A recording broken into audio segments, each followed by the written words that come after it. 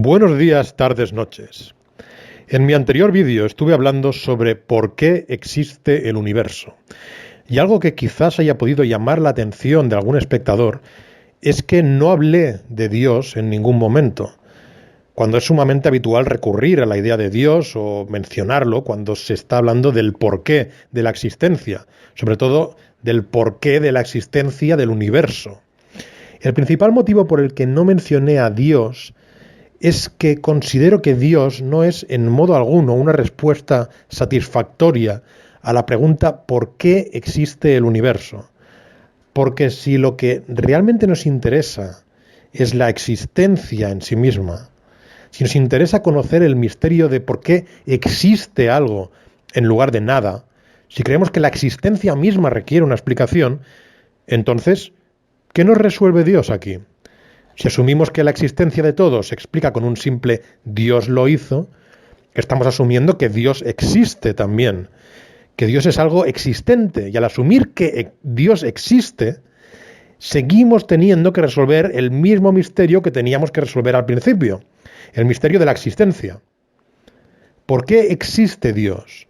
¿Qué explicación tiene el hecho de que exista Dios en lugar de no existir nada, o de existir cualquier otra cosa? Así pues, si recurrimos a Dios, seguimos exactamente en el mismo punto en el que empezamos. Lo único que habremos hecho es sacarnos de la manga injustificadamente una respuesta que no resuelve absolutamente nada. El propio Dios estaría preguntándose, bueno, ¿y yo por qué existo? ¿Quién me ha causado a mí? ¿Quién me ha hecho? ¿De dónde salgo? ¿A dónde voy? ¿De dónde vengo? El propio Dios se haría esas preguntas. Entonces, es cierto que muchos teístas responden a la pregunta ¿por qué existe Dios? Con la respuesta Dios es eterno. De modo que no ha sido creado por nadie, no ha sido causado por nada, simplemente está ahí y siempre lo ha estado. De este modo vienen a decir que todo aquello que existe requiere de una explicación excepto Dios. Dios, por algún motivo, por su eternidad quizás, no requiere ninguna explicación. Todo lo demás sí, pero Dios no. No hay por qué explicar a Dios. Solo hay que explicar todo lo demás y todo lo demás se explica con Dios. Quienes respaldan esta idea de que Dios es eterno y lo hacen de una forma medianamente sofisticada, no suelen alegar que Dios haya estado siempre existiendo durante una eternidad de tiempo y que después de esperar una eternidad haya decidido crear el universo por algún misterioso motivo, sino más bien lo que sugieren es que Dios es un ente que está más allá del espacio y del tiempo.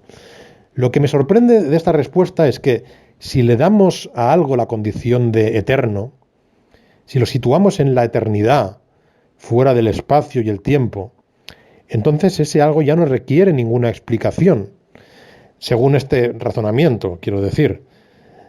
Si asumimos tal cosa, de que porque algo sea eterno, entonces ya no requiere ninguna explicación, eso no sería solamente válido para Dios, sino que lo sería para cualquier otra cosa que queramos inventarnos y considerar eterna. Cualquier cosa que queramos considerar, que queramos situar en la eternidad, más allá del espacio y del tiempo, sería una cosa que no requeriría ninguna explicación, incluida cualquier cosa que carezca de inteligencia, de conciencia y de intenciones.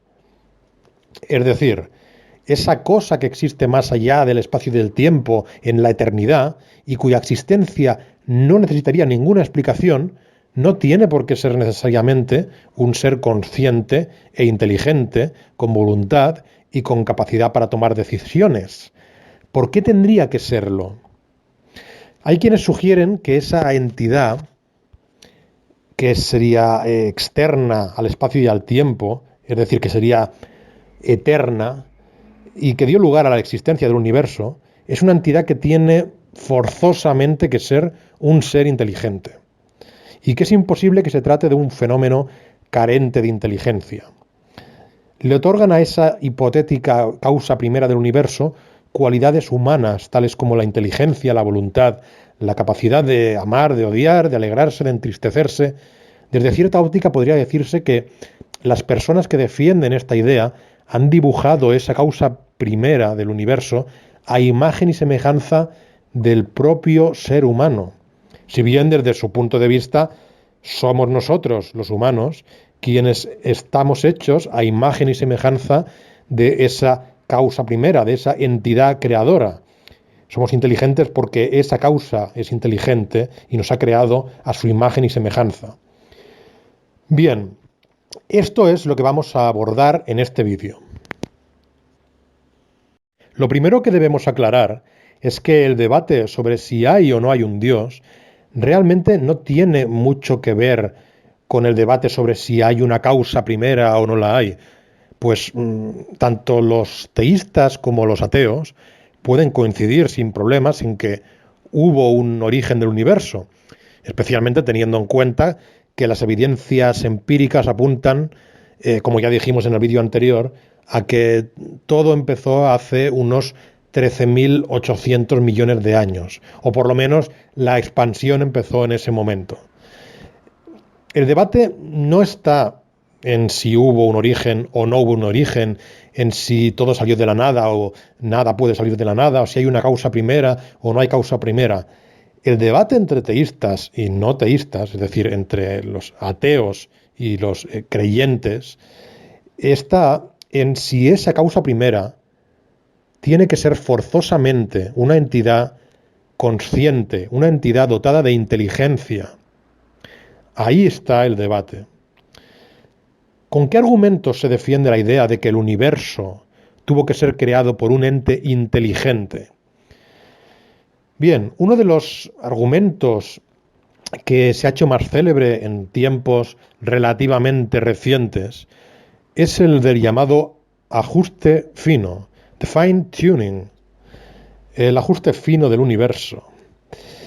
¿En qué consiste este argumento?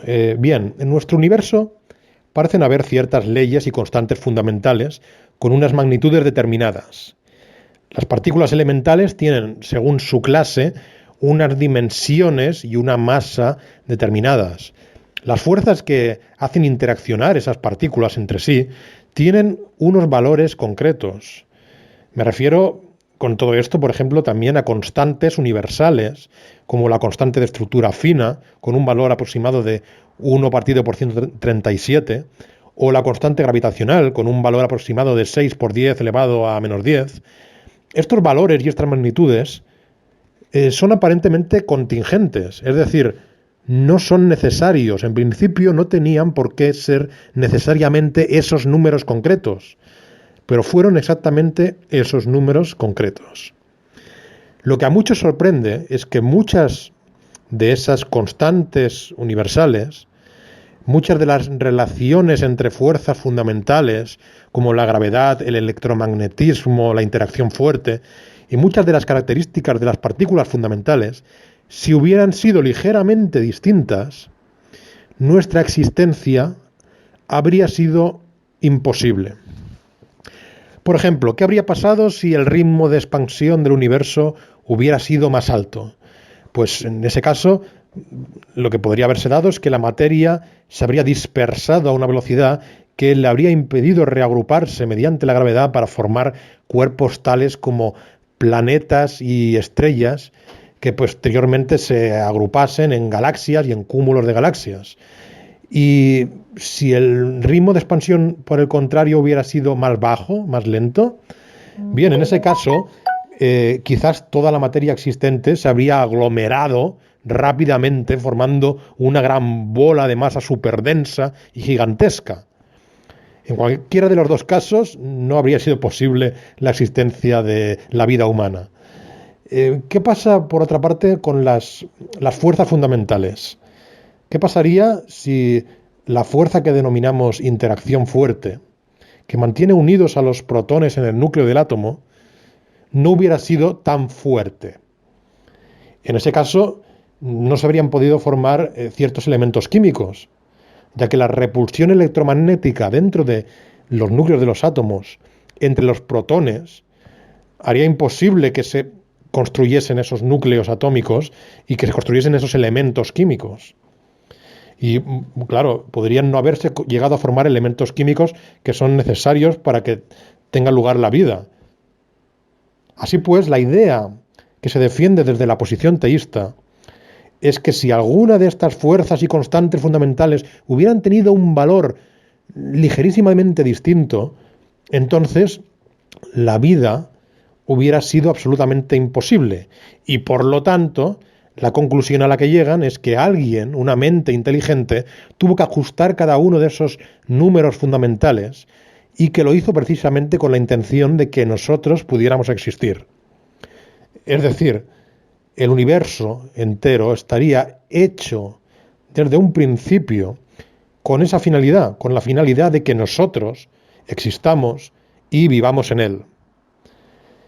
Bien, a mi juicio, esta idea es, en una forma algo más sofisticada y compleja, es el reciclaje de un viejo planteamiento que solía hacerse concretamente respecto al planeta Tierra.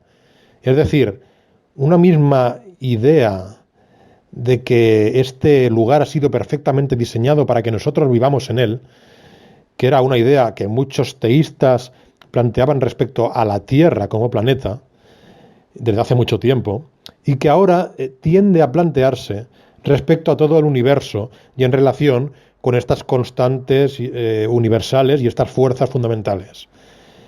Entonces, ambos planteamientos, tanto el de la Tierra como el que abarcaría todo el universo y sus leyes físicas, son planteamientos que tienen mucho más en común de lo que pueda parecer. En el caso del planeta Tierra, por ejemplo, hay quien observa que la Tierra, se encuentra a una distancia apropiada, entre comillas, del Sol. Se encuentra en la llamada zona Goldilocks, la zona Ricitos de Oro. Es una distancia en la que se encuentra la Tierra respecto al Sol, que permite una temperatura media que posibilita que el agua exista en los tres estados de la materia. Esto es cierto, aunque hay que decir que la Tierra podría alejarse o acercarse millones de kilómetros del Sol sin que eso suponga un cambio significativo en esta cuestión, y que de hecho lo hace, porque la órbita de la Tierra no es perfectamente circular, sino que es elíptica. La Tierra se aleja y se acerca del Sol millones de kilómetros sin que eso impida que la temperatura sea apropiada para que exista agua líquida. No obstante, hay muchas otras cosas que, desde el lado teísta y respecto a la Tierra, podrían mencionarse. Además de la distancia al Sol y la temperatura supuestamente ideal, hay quienes hablarían de la presión atmosférica media o del 21% de oxígeno de nuestra atmósfera y el 78% de nitrógeno. Por ejemplo, también de la fuerza de gravedad de la propia Tierra, que permite retener esa atmósfera y retenernos a nosotros, pero que no es una fuerza de gravedad tan fuerte como para dejarnos aplastados contra el suelo. De esta manera hay quienes plantean que la Tierra parece especialmente diseñada para nosotros. Por supuesto, a este planteamiento se pueden oponer muchas objeciones. Para empezar, se puede poner el hecho de que no es la Tierra y sus condiciones precisas la que está hecha para nosotros, diseñada para nosotros, sino que somos nosotros los que nos hemos adaptado a esas condiciones. Es decir, si la aleatoriedad de la evolución de la vida ha dado en su momento lugar a seres vivos cuyas características no les hicieran aptos para soportar la temperatura de su entorno o la presión media o cualquier otra condición ambiental, ese ser vivo simplemente moría, se extinguía, porque no era el mejor adaptado al ambiente en el que se encontraba. Y los seres que sobrevivían y se reproducían eran los que sí se habían adaptado a esas condiciones. Por este motivo, cuando alguien sugiere que la Tierra tiene unas condiciones ambientales idóneas para la vida, o incluso para la vida humana, está ignorando que podría haberse dado la circunstancia de que existiera una Tierra con otras condiciones totalmente distintas y que en ella también hubiera vida. Claro, no sería vida humana, pero sería vida. Simplemente sería una vida que se habría amoldado a esas otras condiciones. Sería una Tierra en la que nosotros, los humanos, no podríamos vivir, del mismo modo que los seres vivos que la habitasen, esa tierra con esas otras condiciones, no podrían vivir en esta tierra a la que nos hemos adaptado nosotros. Al decir esto, no estoy diciendo que la vida puede darse en cualquier planeta con cualesquiera condiciones. Solamente digo que muy probablemente lo que conocemos como vida puede darse en muy diversas condiciones y no únicamente en las condiciones concretas que podemos hallar en la Tierra. Prueba de ello es que en la propia Tierra hay una diversidad enorme de ambientes sumamente distintos, desde las profundidades del océano, en el que hay vida que soporta una altísima presión, hasta los desiertos abrasadores y los polos congelados, donde también hay vida adaptada a esos climas y a esas situaciones concretas. Bien, entonces, si trasladamos este razonamiento que hemos hecho en el caso del planeta Tierra a la cuestión relativa a todo el universo, la cosa es bastante interesante. Quienes dicen que las constantes y leyes fundamentales del universo tienen los valores exactos para permitir que este universo tenga vida, están pensando también en la vida que conocemos, tal y como la conocemos, y por lo tanto en una vida basada en una molécula autorreplicante de ADN o de ARN, o basada en el carbono o en el silicio, que es una forma de vida que no hemos conocido, porque la que conocemos está basada en el carbono. Pero en todo caso, no consideran que otras constantes y otras leyes físicas pudieran haber dado lugar a otras entidades complejas. Porque cuando hablamos de vida, y esto es importante, cuando hablamos de vida, al fin y al cabo, hablamos de estructuras complejas capaces de autorreplicarse, es decir, de reproducirse. Estructuras complejas que se autorreplican y que se adaptan al entorno en el que se encuentran. Eso viene a ser la vida. Entonces, igual que en el anterior caso, yo no afirmaba que todos los planetas pudieran tener vida independientemente de sus condiciones, tampoco aquí afirmo que cualquier universo posible pueda permitir la formación de estructuras materiales complejas autorreplicantes, independientemente de cuáles sean sus leyes fundamentales y sus constantes fundamentales. Simplemente afirmo que no únicamente estas leyes y estas constantes concretas permitirían la existencia de la complejidad. Porque es eso de lo que hablamos cuando hablamos de vida, de complejidad que se reproduce.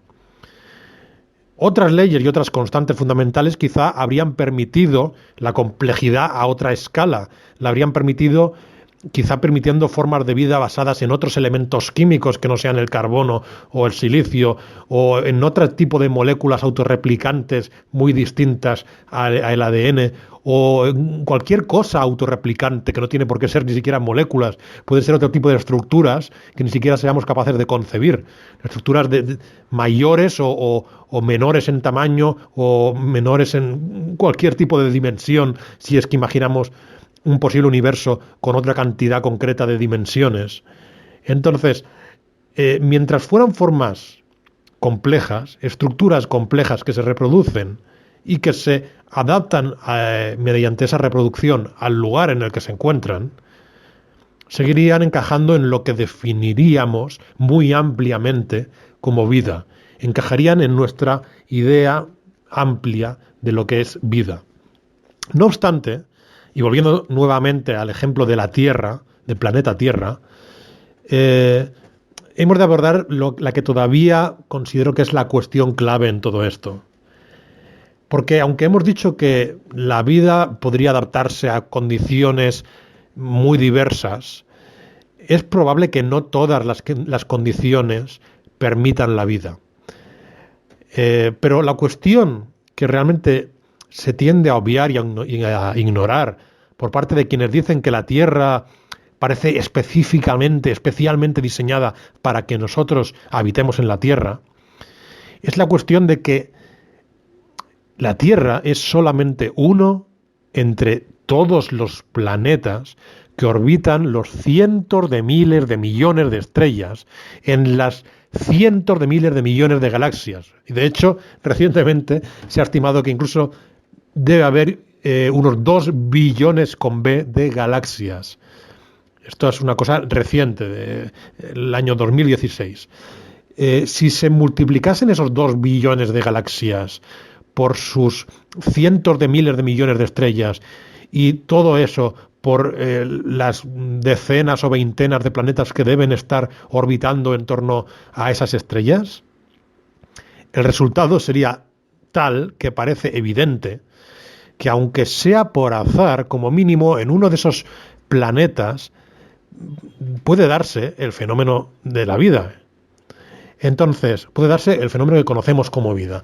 Entonces, es cierto, sin duda, es improbable ganar la lotería, pero si se juega 100.000 millones de veces o 1 trillón de veces, de hecho ya no es improbable ganar la lotería. De hecho es lo normal, ganarla por lo menos una vez. Y ahí es donde vamos. Cuando se juega 1 trillón de veces a la lotería, es normal ganarla una vez, por lo menos. Entonces, ¿qué pasa en el caso del universo? Del mismo modo que algunos hablan de la idoneidad de la Tierra, sin considerar que hay otros billones o trillones de planetas y que la Tierra es solamente uno más entre todos ellos, que casualmente tiene las condiciones necesarias para albergar vida, del mismo modo, también podría decirse que quizás haya otros, muchos otros universos, con muchas otras constantes y fuerzas físicas, y que casualmente nosotros estamos en uno de esos universos cuyas constantes y fuerzas permiten albergar lo que conocemos como vida. Claro, hay una diferencia entre los dos casos. En el caso de la Tierra, podemos constatar empíricamente que realmente existen otros planetas, porque es algo que podemos ver, podemos observar. Podemos ver que hay millones de galaxias y que estas tienen millones de estrellas y que en torno a las estrellas orbitan planetas. Esto lo podemos ver. Pero en el caso de los universos no podemos observar ningún universo externo al nuestro. Así que no es algo empíricamente comprobable.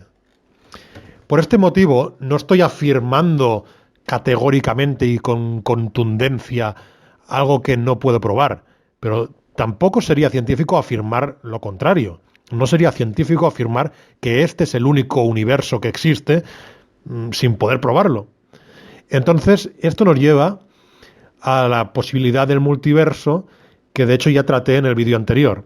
Así pues, tenemos dos alternativas para explicar por qué hemos tenido la suerte de vivir en un universo cuyas constantes y fuerzas físicas sean idóneas para que nosotros existamos.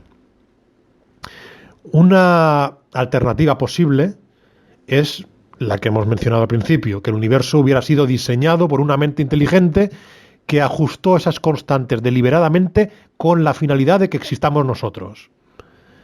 Otra alternativa es que nuestro universo sea uno más entre millones o trillones o cuatrillones o incluso infinitos universos, cada uno con constantes distintas, y que algunos de esos universos puedan albergar vida, mientras otros no pueden albergarla y carecen por completo de vida. Este universo evidentemente sería uno de los que sí pueden albergar vida, porque si no lo fuera no estaríamos aquí preguntándonos este tipo de cosas. Entonces, hay otras alternativas además de estas dos, o sea, además de la alternativa del multiverso y además de la alternativa del diseñador, hay otras, porque, por ejemplo, hay quienes intentan demostrar que todas estas variables, todas estas fuerzas y constantes del universo, sus magnitudes, no son contingentes, sino que son necesarias, es decir, solo podían ser esos números concretos, solo podían ser esas con esos números específicos. Yo personalmente dudo de que esto sea así, dudo de que el único universo posible sea uno en el que la constante de estructura fina sea 1 partido por 137, pero bueno, es una posibilidad que tampoco podemos desechar. Me sorprendería, pero no la desecho. También puede haber quien sugiera que que ni hay un diseñador inteligente, ni hay un multiverso, ni son necesarias las constantes con esos números concretos, y que simplemente todo ha sido una cuestión de enorme suerte. Hemos tenido la potra, desde nuestro punto de vista y mirando retrospectivamente, hemos tenido la potra de que apareció el universo que convenía para que nosotros existiéramos. Claro, y aquí podríamos llegar al principio antrópico y a plantearnos, bueno, es que la única forma en la que nosotros podamos hacernos esta pregunta es precisamente que nosotros existamos. Si no existiéramos, no nos podríamos preguntar por qué casualmente el universo que existe es el que permite que nosotros existamos. No obstante, si contraponemos, vamos a las dos ideas que hemos mencionado inicialmente, si contraponemos la idea del diseñador inteligente del universo a la idea del multiverso, vemos, para empezar, que ninguna de las dos alternativas parece, en principio, científicamente falsable. Es decir, no se puede falsar mediante la experimentación. Ni los que hablan del diseñador inteligente nos pueden mostrar a ese diseñador y demostrarnos que es real, ni tampoco los que hablan del multiverso nos pueden mostrar esos otros universos. Entonces, si ninguno de los dos está en posición de demostrarnos nada experimentalmente, ¿quién de los dos está en lo cierto si es que alguno de los dos lo está? A mi juicio, hay motivos para inclinarse más hacia la idea del multiverso que hacia la idea del diseñador. Para empezar, los teístas que defienden la idea del diseñador del universo sostienen que este diseñador ajustó las constantes y fuerzas fundamentales con la finalidad de que nosotros existiéramos. Pero cuando observamos el universo, la conclusión no parece tanto la de que se trata de un lugar especialmente hecho para la vida y mucho menos para la vida humana, sino más bien que se trata de un lugar en el que la vida es un accidente puntual que se ha dado en un pequeñísimo puntito. Como ya hemos dicho, el universo es tremendamente, increíblemente, acojonantemente inmenso comparado con la Tierra, a una escala difícil de concebir. La Tierra es muchísimo menos que una mota de polvo en la inmensidad del universo. Muchísimo menos. Si el objetivo de Dios, al diseñar todo el universo, era crear un lugar en el que podamos existir nosotros, ¿por qué creó un entorno extremadamente gigantesco del cual solamente podemos vivir en una pequeñísima parte? Y si el objetivo de Dios era concretamente la vida humana, ¿por qué el ser humano, es decir, el Homo sapiens como especie, ha existido únicamente en un lapso de tiempo que comparado con toda la historia del universo es menos que un parpadeo? El universo tiene unos 13.800 millones de años, pero el Homo sapiens como especie existe desde hace unos 200.000 años. Y las civilizaciones humanas del Homo sapiens tienen solamente unos 6.000 años. Ciertamente, y considerando estas observaciones, que son observaciones que sí que podemos hacer respecto a nuestro universo, considerando esto, parece más razonable afirmar que vivimos en un universo en el que la vida es una pequeña excepción accidental que se ha dado puntualmente en un lugar muy concreto y que de momento no sabemos en cuántos otros lugares se ha dado. Y ello apunta a que nuestro universo no fue específicamente creado para albergar vida humana, sino más bien que nuestro universo viene a ser un universo promedio o estándar dentro del pequeño grupo de universos posibles que pueden albergar vida. Bien, evidentemente, como acogiéndonos a la teoría del multiverso, todos estos universos posibles existen simultáneamente y estamos en uno de los que puede albergar vida. No se puede descartar absolutamente nada, porque estamos, como siempre, como en el último vídeo, en un terreno que trasciende bastante lo que es físicamente observable. A partir de aquí, cada uno puede llegar a sus propias conclusiones. Esto es todo por hoy. Gracias por vuestro interés y, como siempre, buenos días, tardes, noches.